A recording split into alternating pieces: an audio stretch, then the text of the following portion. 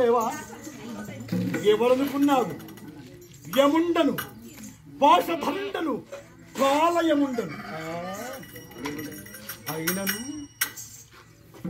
ఎంత చెప్పినా కానీ నన్ను అనుసరించే వస్తున్నదే సావిత్రి. ఆగు.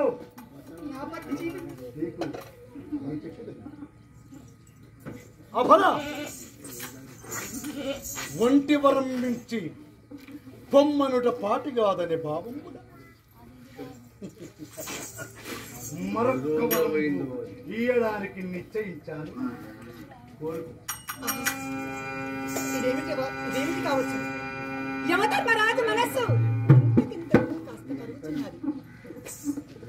మా తండ్రి గారికి అపుత్ర త్యాగతి నాస్తి అన్నట్టులా నా తండ్రికి కొడుకు లేదు. ఏ కావ్యరాలైన ఒక కుమార్తెని జన్మించాను కాబట్టి స్వామి మా తండ్రి గారికి 100 మంది కొడుకులు నిన్ను వేడుకుంటున్నాను. శభాష్. నీ తండ్రి మార్గదర్శనం శతపుత్ర ప్రాప్తి. బిడ్డవాట నువ్వేనే.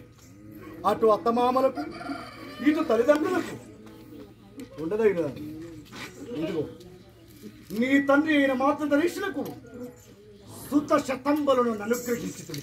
ఇక వెళ్ళి స్వామి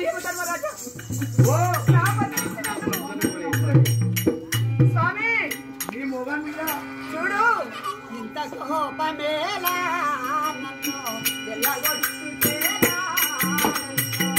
కోపమేలా నన్ను ఎల్లగొట్టుతేలా దేవా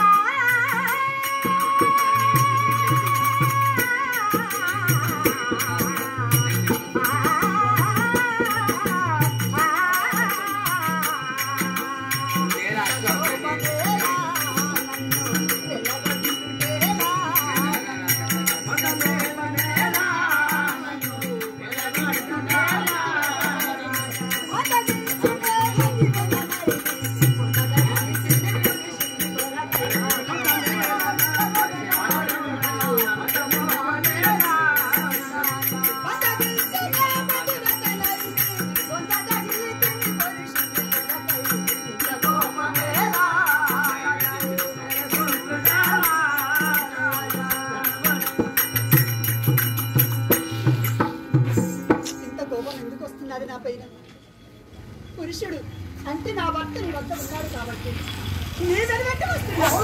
నా భర్త అయితే నీ వెనకరా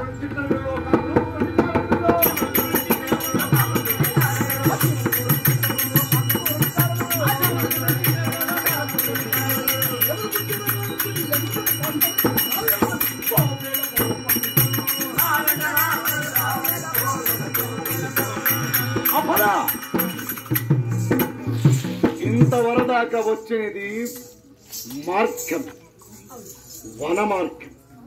అయినను కోలాల పుణ్య సంపన్నులకు దక్క అన్యులకు అగోచరం పైన వైద్యులు.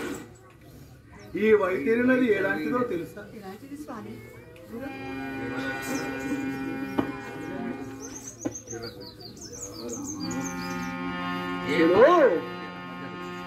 హనుమాపిన చాలు అస్సని అధికాలు కోసుకపోయేటి కూతురా అలికిడైనను చాలు అసది పుసునరాగి పదిగట్టి పైబడు పాపరేలు అడుగు పెట్టిన చాలు గదలు చిల్లునలాగి అడుగు పెట్టిన చాలు గదలు చిల్లునలాగి నవములు కుదిరించు నసుల నీళ్ళు పులులు సింహాలు శరభాలు పోవచూడ పులులు సింహాలు శరభాలు పోవచూడ కటిన చీకటి కనరాదు కాళిద్రోమ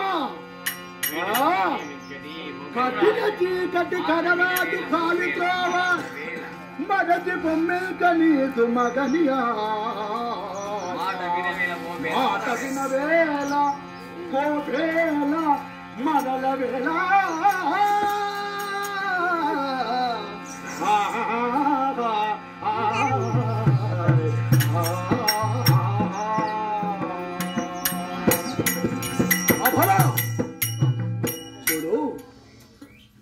ఇంతవరదాకా వచ్చినది ఒకే, ఇప్పుడు వచ్చేది ఓకే. కోలాల పుణ్య సంపన్నులకు దగ్గర, అన్యులకు అగోచరమైన వైద్యం ఏంటో తెలుసు.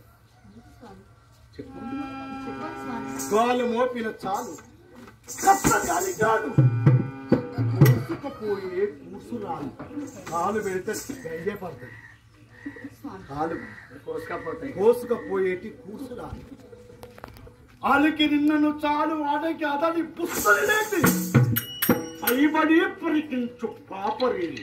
పడగెత్తి పాపరేలు అంటే పాములు దండి పాపరేలి.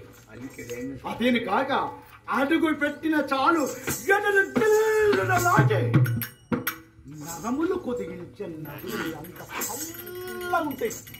నేను నరాలనే కుదిపినాయి అలాంటి నదులకి పులులు, సింహాలు, శరభాలు పోవ కటిక చీకటి కనరాదు కాలి త్రోవ.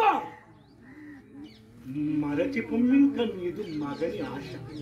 మాట వినవేళ పోబేళ మరణవేళ వెళ కూర్చోబడాడు కూడా పుట్టిన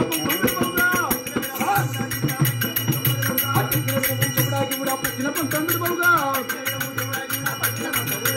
ఎవరు ఎవరిని పోషించాలి చాలా ఏముంటాను పోవేళ